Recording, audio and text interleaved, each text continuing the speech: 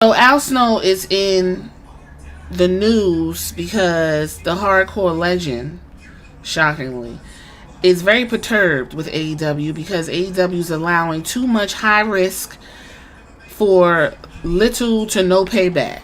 And the risks are so high and the moves are so ridiculous and over the top and damaging that it could potentially injure somebody to the point where we might have an Owen Hart reliving it again. Somebody's going to die in the ring, according to Al Snow. And he's not wrong. So, on Vince Russo's bruh, that's what he should call it. He should call it the Vince Russo Bro Podcast because he says bro about every other word in his sentence. It's bro, but whatever. Vince Russo's podcast on YouTube, Al Snow is basically breaking down Will Ospreay, and I don't know who this guy is he's going against. And they did a move where the two are in the turnbuckle, and Will Ospreay puts him up in like a suplex and then drops him down onto the turnbuckle where the guy lands on his head, neck, and shoulders. And the audience is like, oh my god. Like, it looks like the guy's head went into his shoulders. And these are the moves that Al Snow has become very concerned with. There's also a match that they're looking at with Juice Cassidy. And is that his name? Juice Cassidy? Well, whatever. You know what I'm talking about, the Juice guy. He looked like he almost got ripped in half by the rope. And then they had to break down and remind people that the rope isn't like, some bullshit. It's actual cable. And it's pulled tight. And the way he was thrown, it looked like his back, he looked folded. It looked like he folded in half and he could have got cut in half or broke something. Then that was that terrible move that Deonna Purrazzo did on old girl. She did like a DDT on her head, like directly on it. And what's crazy is because I watched that match. I watched that Dynamite. And they had did the move of the night and highlighted that they put the same move, not as a botch, but like as a highlighted move. So they showed the move again where she put this woman on her head. And it was like, that was the move of the night. And I'm like, what? So there's another move. I don't know who, I think that's, I don't even know who this is, but it's Ring of Honor. And the guy puts him in like a, you know how how Damian Priest picks the guy up backwards and it's like supposed to be like a crucifix or like a cross, and then he'll toss him onto the mat flat backed. So the guy picks this guy up in Ring of Honor like that Damian Priest move, and then he literally drops him on his head. And I'm like, what? Like, I don't even know what was the move. Like, Damian Priest throws them across the ring. Or, do like a buckle bump. Like, I don't even know what this was, but he got the guy up and dropped him directly on top of his head. And it's not funny. It's just the way it looked. The only other time I laughed when somebody got sandbagged was when Goldberg was outside the ring and the Undertaker tried to dive over the ropes and he hit the cameraman was in the way, and the Undertaker landed on his head and on Goldberg. And the only reason why I would be laughing at that is because the look on Undertaker's face, because that whole match between him and Undertaker, I could literally sit here and laugh because the Undertaker was so fucking through. I got a tear in my eye now just from laughing at that. But it's very, that's a one thing that happened. Even though that match against the Undertaker and Goldberg was like a nightmare for Undertaker, that was a one-time isolated incident.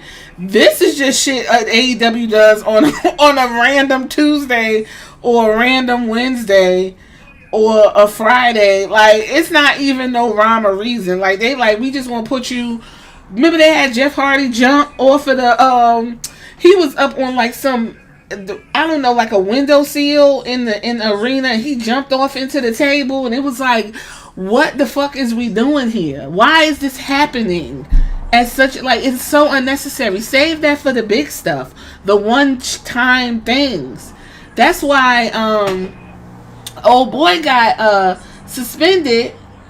The sex goddess, the Latin sex goddess with his ugly tongue, Cause Jeff Hardy done got fucked up in the ring. Then he went ahead and did like a whole 450, 750 splash on a Jeff Hardy while he was down there concussed. Like, where's the thought process in AEW? I understand that y'all want to have memorable, good, oh my god, holy shit moments, but your wrestlers is going to be in traction before they're 45. Like, what the fuck? I agree with Al Snow. They're going to take, they're going to get upset, and they're going to, take that I've got an axe to grind, and that I'm bitter, and, I'm not. At all very, satisfied with everything. And I just, I watch this, and I watch the escalation continue all the time. And at some point, someone, again, the reason I took up the cause that I took up years ago when I ended up buying OVW, ribbing myself, was, because I went to the wrestling commissions insisting on standards of training and standards of activity in the ring, because a young man in Oklahoma who was poorly trained took just a spine buster, struck the back of his head, had brain swelling, and was in a coma to the point where his dad had to pull the plug. The kid died. And I promise you, there are more accidents that have happened and are occurring like that, and what it's going to take, quite honestly. And we're en route. When this happens, I want everyone to go, Al was right, okay? Because everyone's going to deny it, okay? At some point, especially, the likelihood is definitely it's going to occur on a show on AEW, unquestionably. That's where the highest likelihood is.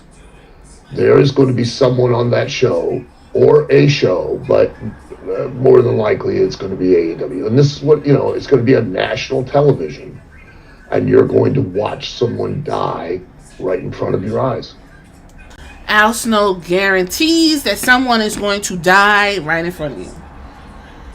And I can't be mad at Al Snow. I don't know who's going to debate this. Like, again, the risk versus the reward ratio is not good. There's too much risk and not enough reward. And even then, I don't think I would be like, yes, we're going to practice this, and then I want you to drop me directly onto my neck so my spine can go into my brain stem, and then what I'm going to do is I'm going to lay down and froth at the mouth, and then you pick me up and suplex me, and while I'm vibrating in the ring, like, blah, blah, blah, blah, blah, I want you to do a 756 splash onto my chest, which then will make me defecate on myself, and we get a 5-star match. Because Al Snow said, Dave Meltzer and them, he said backstage that there's word on the street is if you do this wild shit and you get stars from Dave Meltzer, you get a fucking bonus. Now, I don't know where Al Snow got that from, but he sure said that. That's what he said. Now, if that's what them people doing, I'm going to need somebody to reevaluate, and I'm on with Al Snow. It needs to be some standard and practices in wrestling. This is not the Wild Wild West. We see what the Wild Wild West does when deregulation is at foot. In every other area, it's fucking our lives up, our livelihoods. We could barely eat, we could barely sleep and drink. So let something be regulated properly. That is why you have to have these type of commissions who will do the right thing. But if you agree with Al Snow, let me know. I agree with him. Till next time.